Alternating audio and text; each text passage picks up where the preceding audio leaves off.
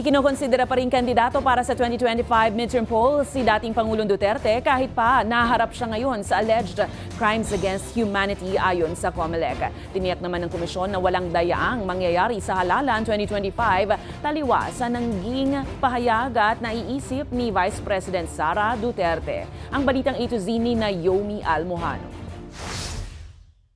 Kandidato pa rin, yan ang paglilinaw ng Commission on Elections ngayong Miyerkules kaugnay ng kandidatura sa pagkaalkalde ni dating Pangulo Rodrigo Duterte sa Davao City. Sa kabila yan ng pag-aresto sa kanya ng International Criminal Court nitong Martes dahil sa umano'y crimes against humanity kaugnay ng kanyang madugong war on drugs. As far as the COMELEC is concerned, siya pa rin hanggang sa kasalukuyan nagkandidato. Ang pangalan niya nasa balota at maiboboto ng mga kababayan natin. Bagaman maaari itong hamunin, kinakailangang may final judgment of conviction na mailabas muna para opisyal at legal na matanggal sa kandidatura si Duterte. Pero paliwanag ni Garcia, ang pagka-aresto ng isang tao sa isang binibintang na krimen, kaya dito sa ating bansa, ay hindi po sinyales upang tanggalin ang pangalan ng kandidato o upang i-disqualify siya o upang siya ay mawala ng kanyang karapatan civil and political.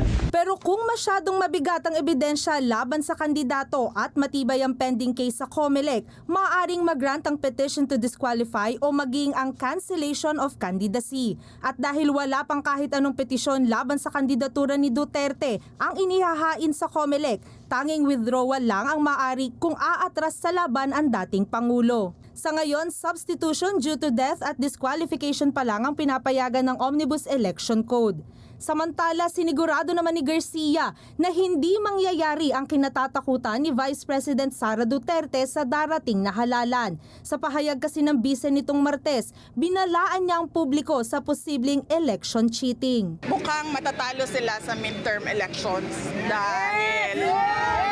dahil ang lakas ng vote rate sa 9 candidates ng PDP laban. At mag-ingat kayo I warned you about the budget. I'm warning all of you about election cheating. Hindi po mangyayari yung dayaan. Ginagaranta po na yung komisyon. Magiging transparent ang ating halalan upang mapataas natin ang integridad ng ating pong halalan. Gayunpaman, maaari pa ring mangampanya ang kampo ni Duterte sa Davao kahit pa nasa Netherlands ang dating Pangulo. Para sa Balitang A to Z, Naomi Almojano.